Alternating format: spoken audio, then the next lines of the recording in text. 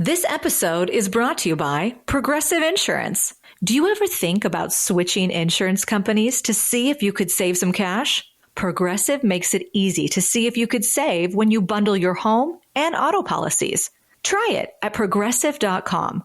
Progressive Casualty Insurance Company and Affiliates. Potential savings will vary. Not available in all states.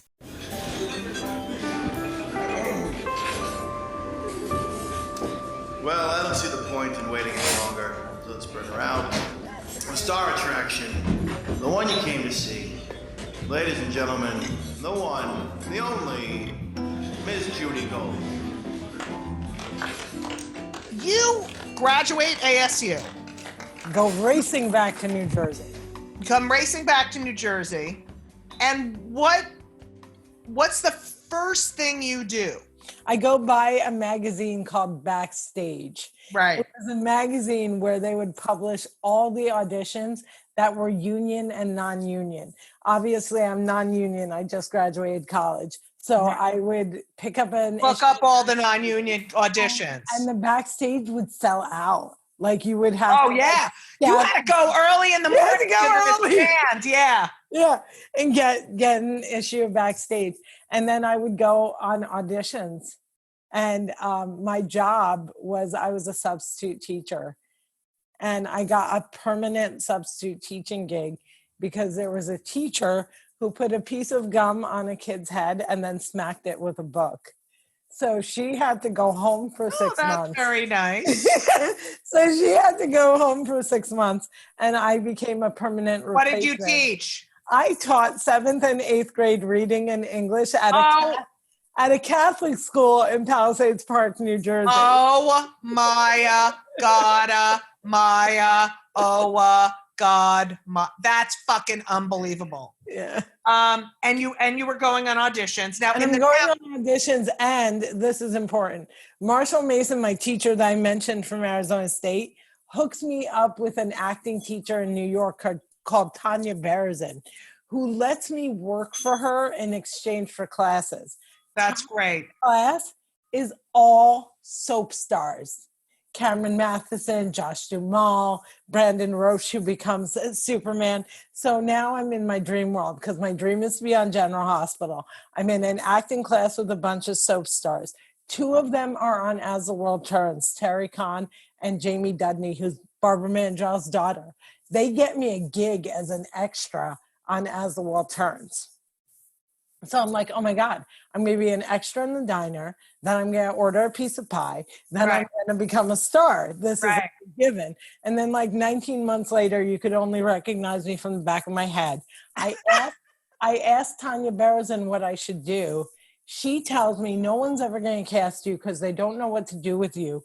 Do a one-woman show and show them like who you are and how to cast you. Good advice. So I start researching one-woman shows. And I watched John Leguizamo's first one.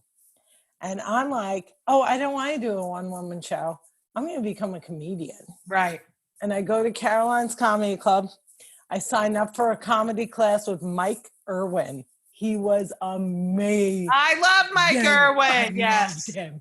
He was such a good man. We were so lucky to have him. And he puts us in the first class. He makes us go on stage. He gives us a list of open mics, and I go to my first open mic ever where? The Duplex with Poppy Kramer. I love the Duplex. That was just for the Duplex, not for and Poppy the rest Kramer. was history. That was it. Poor Poppy Kramer. Poppy 100% gave me my start because I was going to like this room at Ha and this other room and nothing was working out. And when I went to the Duplex, it was like Duplex was I found my crowd, I found my friends, I found my coaches, I found the people who put me on shows. Right. And then of course you go from open mics to what? Bringers with Chris and Billy. Well, I didn't do that. We didn't have to do that. I'm so lucky I started in the 80s. What did you ever have to bark? No. Do you know what barking is? Yes, because I'm here in Provincetown. I have a house here, and I started working here in 92. And that's how the only way to get an audience was to bark and hand out flyers at the beach, which they don't allow anymore. Oh my God. But yeah, Barking. Yeah.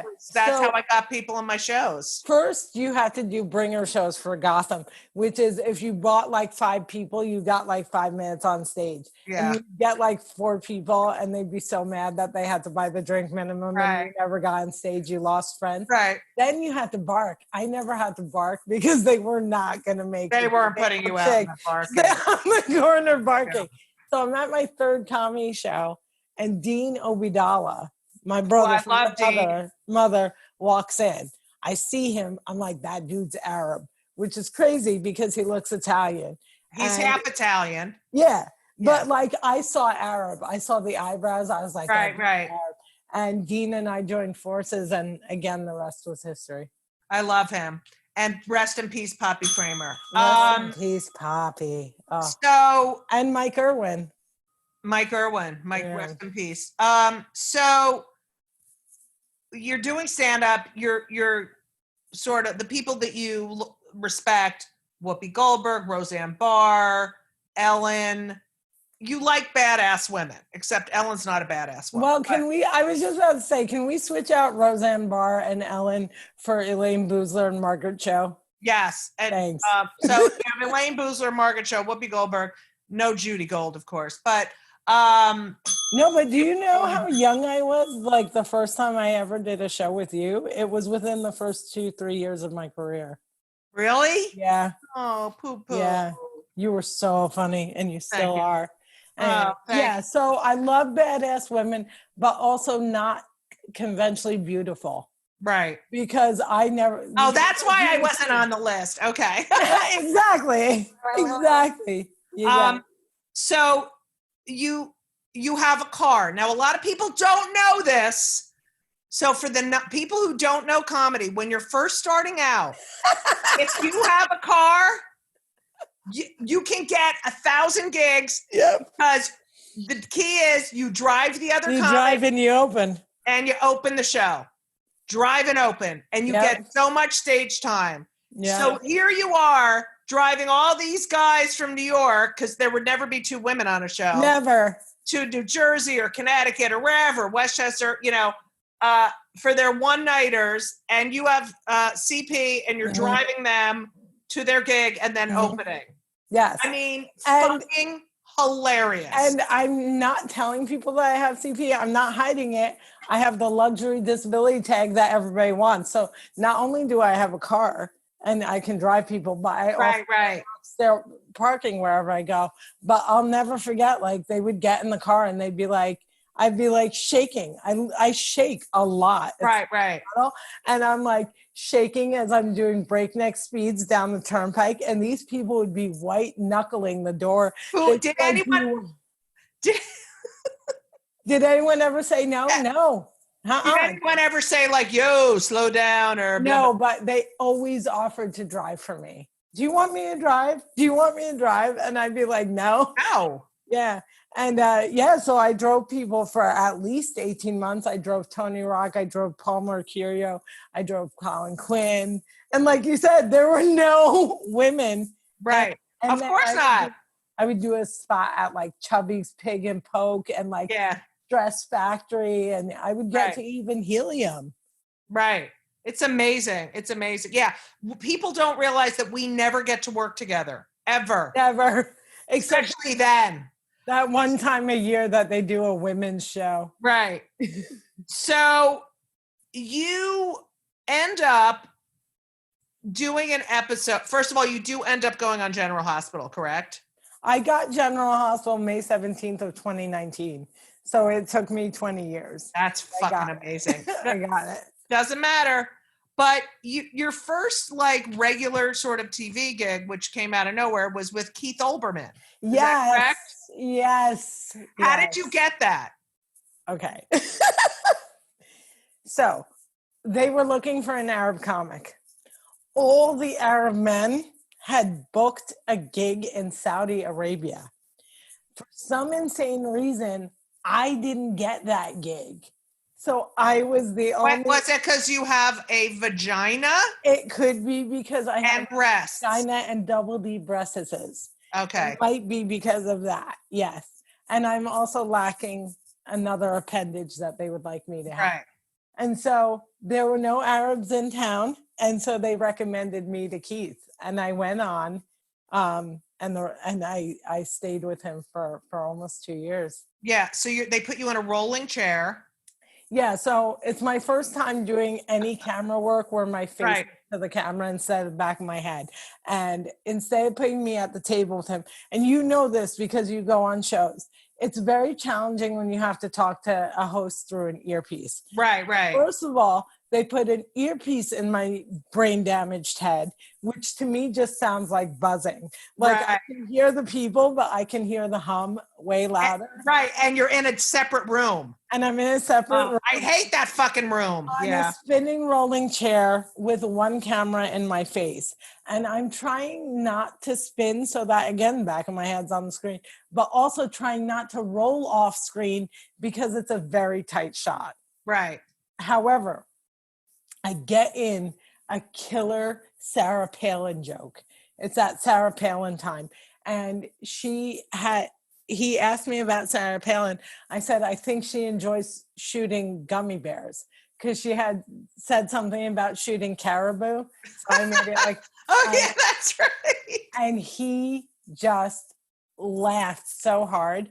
And I thought that they would never invite me back because I was white knuckled trying to hold on to the chair. Right. And when you're trying to perform, if you look nervous, it's not good. Oh, forget it. But they liked my stuff, and he brought me back as a full-time contributor. And the next day, he left MSNBC, and we went to Current TV. Wow. And I was with Keith Olbermann at Current TV when Al Gore turned the lights off on us. No, I was there that day, but I had left earlier. That's so funny. Were you doing Stephanie Miller? I did John Fugelsang? John Fugelsang. Yeah. So that's a white guy there. Yeah, but a great white guy. I love him so much. This week's episode of It's Judy Show with Judy Gold is sponsored by BetterHelp. And if you know me, which I think you do because you're listening to my podcast right now, you know that I am a big advocate for therapy. I think it benefits everyone. I think there's so many people who need it, who don't partake. It is so important for your emotional health and well-being.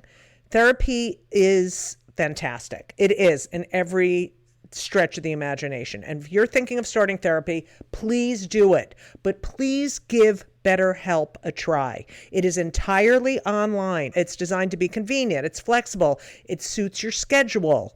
You fill out a brief questionnaire to get matched with a licensed therapist, and you can switch therapists anytime for no additional charge. I have switched therapists in my life. I've had many, many therapists, and sometimes it's not a great fit for you, but don't give up. Therapy is beneficial. You can learn about yourself, you can process, and just be emotionally healthy. I'm telling you, do it. BetterHelp is great because, when I used to schlep to my therapist's office, it was so annoying. You have to do it, and you sit there and you wait, and then I'm telling you, doing it online is fantastic. And BetterHelp is amazing. I know a lot of people who've used it. So if you're thinking about therapy, go to BetterHelp.com.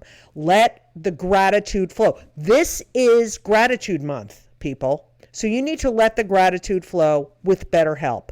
Visit BetterHelp.com/JudyGold, JudyGold, today, and you will get 10% off your first month. That's BetterHelp, HELP.com/JudyGold.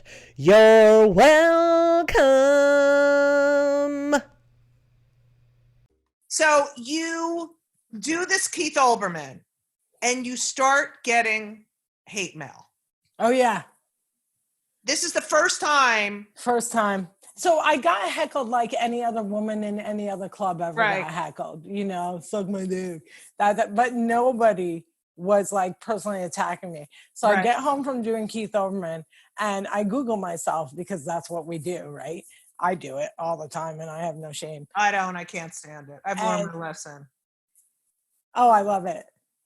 But we'll talk about that later. Yeah. So I get home, I Google myself, and the internet's trying to figure out what's wrong with me because Keith and I didn't discuss the CP. So the nice people are saying things like, it's Botox gone wrong, she's drunk, she's coked out of her mind. And then the mean people were like, she's an honor killing gone wrong. And then again, I will never forget reading this sentence. The very first night I went on Countdown with Keith Olbermann, somebody said, poor Gumby mouth terrorist whore, we should probably pray for her. Fuck everyone, you motherfucker. And so I had a serious moment where I was like, I'm not fucking going on TV again. No, you can't. I don't want to go on TV. I don't want to get made fun of. I'm not fucking going back. In the club, I'm the only person with a mic. I can shut anyone down. I'm not doing this. Right. And then like 10 seconds later, I pulled a Judy Gold. And I was like, fuck. Yeah. You. I did not spend 10 years, because this was literally 10 years into my career when I got one fucking piece of dumb shit to tear me down. That's right. And then a whole nother persona gets born. Yeah. In that moment. Exactly. In that because it makes you stronger, and it's like, who the fuck are you, you disgusting, lazy piece of shit who spends their time saying nasty things about other people while you're fucking eating your goddamn McDonald's fucking bullshit and sitting on your couch, you fucking pot-smoking piece of shit, even though I smoke pot. But anyway. In that moment too, yeah, pot is a good thing. In that moment, I'm also like, you know what? I'm going to fucking take this bully out, because I know other disabled people. I know they're not as badass as me. I know they were raised in Utah and they don't know how to rip off their earrings and fight. So I'm taking out my hoops. I'm taking these people down. And the idea was, they get so upset when a woman talks back. Because, you know, these are mostly dudes, right? Majority dudes. They hate a woman talking back.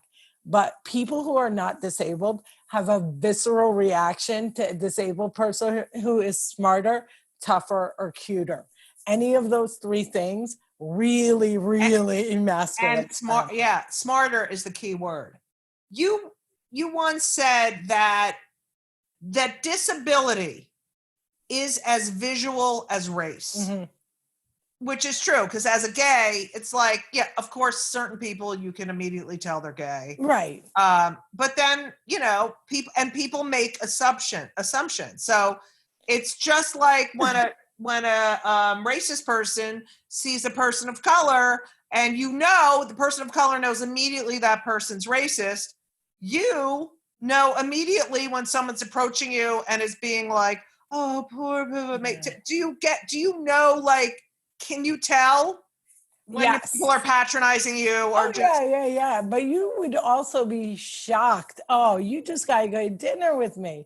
Do you know Lynn Rosenberg? How do I know her? She's a comedian. She's really badass. She does shows at Joe's Pub called Famous Cast and Loose. Anyway, we went out to dinner, and it was like the first time, because comics are never on the same schedule. Like you said, like we never get to hang out, but we should. So we go, and I ask for a straw, and the waiter just drags me, telling me all about the environment and how there are no straws. And I like fight back, and we get into a whole fight. And then the manager comes and brings me straws and gives me like a free meal. And Lynn was like, you do this every night? And I'm like, yep, I do this every night. I was on a date with an Arab guy who didn't speak English. The waiter asked him what I wanted to order. And I was like, hold on. I translated, and I was like, he said, I should probably tell you. People won't talk to me if I'm with another person who is visibly not disabled. So just a quick correction on your favorite quote. It's one of the banes of my existence. It's a line from my TED Talk. The line was supposed to be, visible disability, much like race, can't be played because you can see it. I was in a TED Talk, people were screaming. Sheryl Sandberg was like glaring at me from the wings. And I said, disability, much like race. I like to specify that it's visible because invisible disability is so real. Right. Can't see it. You just can't see it if it's lupus or bipolar. Right. That's yeah, exactly. So I found something interesting that I read about you that it's so funny because you said that because, you know, we talk about, They Dance Real Slow in Jackson, right? Yeah. And I was just talking about with someone about how like every time there's like a gay guy movie about the AIDS crisis, and they have all these straight men playing gay men dying of AIDS. And it's like, oh my God, wasn't that brilliant? And like so brave. That was so brave of that person to act to be a gay person. And I'm like, fuck you. There's plenty of gay actors that could have fucking done it. Yeah. Gay actors with AIDS, right? You have said that when you see someone acting as a disabled person, it doesn't look real to you. It doesn't look real to us. It doesn't look real to us. I mean, you know me personally. Can you, I understand that you went to UCP and imitated CP when you were young, but now knowing me, how? No, I just did that. That was an acting class, like an exercise. Oh, good. But, and I did it. Like, and I have to tell you, my body hurt for a week. It hurt, right? Yeah. So imagine watching someone try to imitate how my mouth moves. Right. How uncomfortable that would make you, Jude. Right. It would make you uncomfortable. So when I say that they're cartoonish, offensive, and inauthentic, I'm like, first of all, I can't call it good acting if the entire time it looks like a cartoonish clown imitating disability. Disability is not twitches. It's not staring into the distance and pretending you're blind. It's something that is internal that physically manifests itself externally. And so when people say like my left foot, Daniel Day-Lewis was broken, I'm like, no, go look at the footage of the real artist and it's just uncomfortable. But the problem is twofold. One, famous actors are refusing to turn down the roles. Right, of course. You have someone like Bryan Cranston doing The Upside right after working on a show with RJ Mitty, who is actually disabled. Right. Like you learned nothing. You're not giving these people a chance to play the roles. So the statistic is only 2% of roles on television are disabled. 95% are played by actors that identify as non-disabled. And 81% are men. Okay. Yeah. So that's like what we're up against. Also, I noticed when I did my study on CP, everyone's CP manifests it in a different way. Everyone's different. It's not like you could have the same brain injury, but it doesn't mean your body's going to react the same. Exactly. So fuck you. Also, like this is what I'm up against is I'm trying to get the role of someone from CP and I'm up against Julia Roberts. So you need the famous actors to say absolutely no, I will not do it. But also nothing is accessible. Right. So they're like, hey, Maysoon, disabled actors. We're holding an audition on the 37th floor in a Brooklyn walk-up. They need to ride a bucket. I know, right. I mean, so like when I finally get an opportunity for somebody, the studio is not accessible. The audition is not accessible. Right. The insurance is panicking about how much it's going to cost. So the first obstacle is trying to get people to cast us. The second one is having things be accessible for us. But we exist. There's 4,000 people with disabilities who are like real actors, not just trying to be actors like in SAG and I know. Fuck you. And half the people who are real actors are fucking suck anyway. So but 20 years later, General Hospital gave me a chance. They wrote my character without CP. She's a lawyer. We've never apologized for it. We've never explained it. What's her name? Zara Amir. Yeah, baby. My name is Zara Amir, and my character is making soap history because she's the first person that can't be healed. I love it. But I can be brought back from the dead. All right. Well, that's good. That's all that matters. You performed for the one and only Muhammad Ali. What was that like? I fucking love him. Everything. It was like everything. So I got to perform for Muhammad Ali at a show called the Khalil Gibran Awards. It's a black tie event, so I also got to wear an Escada dress. And because I'm the Lost Kardashian, I like to dress up and stuff. I was in the perfect dress. It was a wedding dress dyed black. Oh! It's gorgeous. And it was the only show my father ever saw live. Because he was about Muslim and he didn't like the bar thing. Right. So this was the perfect, atmosphere. Was he your date? He was my date. Oh, I love that. It was the only time in his life he ever wore a tuxedo. Oh. We met Muhammad Ali, and he told my dad that I was funny. Okay, that And you could die. You could die. And I said a line on stage when I got on stage. I said, "This is the most magical night of my life because I get to perform for a man who floats like a butterfly, stings like a bee, has Parkinson's, and shakes just like me." Muhammad Ali. Oh my God, they must have loved The it. crowd went nuts. And you know who else performed that night? Who? Dino Vidala. Oh, Deanie Rico. Weenie. We co-headlined, yeah. So you and Dean work together a lot, and you have an organization called Maysoon's Kids. Uh-huh. Can you tell? You're not acting like you're into that fucking question. You're like, all right, okay. So yeah.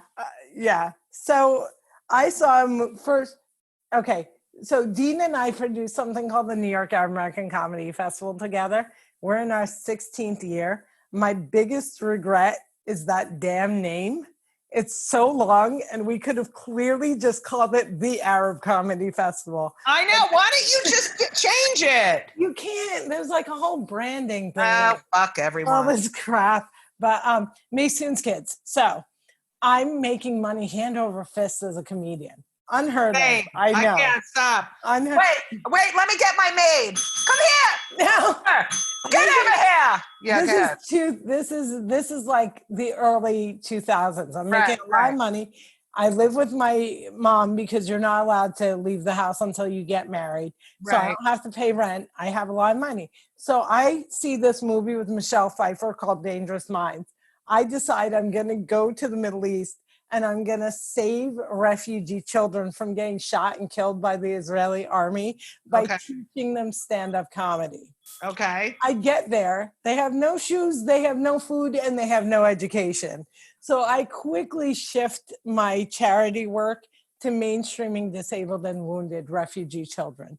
And that is my goal. And that's why I work towards both on my own, but also with Playgrounds for Palestine and also the UN Refugee Association. Because when I went to start school in New Jersey, they rejected me from public school. They wanted to send me basically to an institution. And my parents fought and had me mainstreamed. And I think if my parents had listened to them and not mainstream me, I wouldn't be with you right now today doing this. And so my goal is to mainstream disabled and wounded children worldwide into the education system. Oh my God, I love you so much. Thank you. And we also create really easy formats for teachers and parents to follow so that they can make adjustments when they don't have the financial means to. I love you. Before we go, because I could actually talk to you for another hour. So I always ask two questions of my podcast guests. One is what you do, and especially now during this fuckface shit ass motherfucking. I can't take it. Shit! I hate it.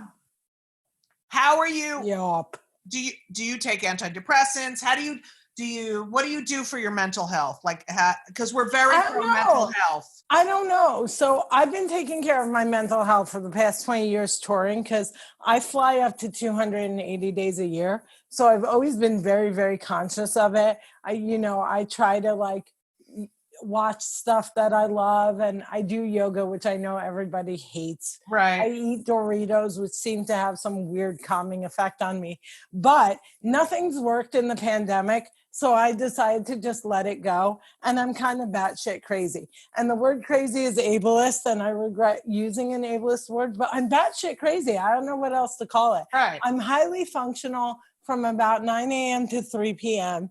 And then I just fall apart. I don't know what day it is. I get in my car and I drive up to 3 hours. I drive up to the Appalachian Trail. I drive down to Long Branch, but I don't get out of my car. I'm just stuck in my car because I'm high risk COVID. So I'm trying not to get it because it'll probably kill me because my lungs shake. So I can't afford anything like that. So I drive my car nonstop. I watch a TV show called Cobra Kai. It's the Karate Kid 30 years later. Oh, I heard that was really good. It's unbelievable. And it's the only thing that makes me forget I have no income, no audience, and no end in sight when Right. I watch Cobra Kai. I'm not big. I'm not big on like, medicating or like stuff like that. I also don't like depressively eat, but I eat Doritos a lot. And they have like a thing that relaxes. I'm glad your fucking drug of choice is Doritos. Okay? Because and I'm sure they don't make you nearly gain as much weight as my fucking real antidepressants. So I don't gain or lose weight no matter what. In July of 2016, my mother forced me to start walking 3 miles a day like a drill sergeant. And Michael Moore, who is such a piece of garbage, had started walking at the exact same time. He lost 40 pounds. I'm the same weight. Guys always lose weight. They can work out. 2 weeks later, they're buff. It's not fucking fair, okay? Also, I'm writing a comic book for 8 to 12-year-olds, and that's really helping me keep sane. Oh, I bet that's great. I totally escape. I dip into that world from 9 a.m. to 3 p.m. I pay my typist. I dip into that world. I escape from all of this, and it really helps me. But I had everything under control. I don't now. And I know, none of us. I just don't. I mean, only, and it's not even that great, is the only thing that's comforting is knowing that every fucking other person is in the same boat. But the other thing that just like, I cannot be calm and I can't figure it out because 323 million people are allowing a goddamn incompetent game show host, grifter, pathological liar, misogynist, racist, rapist, dumb, uncurious, fucking classless, bigot fucking bully, fucking piece of shit motherfucker. But we're staying with him in charge. We're like 45,000 people are dead and we're staying with him in charge. No, 25th Amendment. They're all fucking assholes. Fuck you. And all you fucking COVID protesters, I hope you get it. Okay? And that the nurses will not fucking treat you for fucking putting their lives in danger, you fuckheads. Now, somebody posted the other day, can we put all the COVID protesters where the Mexican babies are and free them instead? Yes, that's a good idea. Cage them up. What pisses you off more than, it's called Kill Me Now, because I get pissed off at everything. What pisses you off more than anything in the entire world? Well, I guess we just said it. The fact that an admitted sexual predator is in the White House, that he gets to spew bigotry nonstop, that I get death threats because Donald Trump has convinced people that Muslims are the enemy while deep-dicking MBS. You know what I mean? Like, we're the enemy, but you sold millions and millions of dollars to arms to Saudi Arabia. That pisses me off. Animal cruelty. Oh my God. No. Oh my G-D. Fuck the worst. Who the fuck is mean to a helpless animal? Why are you kicking a cat? What the hell makes you kick a cat? Fuck? There's videos all over the place. I know, and people watch it. It's so, these people are fucked up. Yeah. And then finally, what pisses me off, and I mean this, is when people ask their partner before they do something that doesn't require you to ask your partner. Like what? So it's not like, hey, can we hang out on Monday night? And you're like, let me ask my partner to see if we have plans. It's like, do you like gelato? And they're like, I don't know. Frankie, do I like Yeah, I know. I don't like that either. See, there's a way of doing it like, yeah, I think I can, but I just have to make sure I'm not missing something. Can I get back to you? Not like, I have to tell you. They literally ask, do I like this? I'm like, do you like pasta? I don't know. Frankie, do I like pasta? I know. Yeah, I hate that shit. Why does Frankie know? What the fuck? That pisses me off. Yeah, I hate that. Oh, it also pisses me off that we haven't had a woman president. Oh. Like, there's been like 15 Muslim women presidents, but talk about me being a president. Oh, I know. I read a list of all the countries that have had female leaders, except for us. You know what pisses me off too? And this is going to everyone's going to be like, you're an asshole. But everyone's like, the vice president has to be a woman of color, a woman of color. Why does the vice president have to be? We've had an African American male president. Why can't it just be a woman?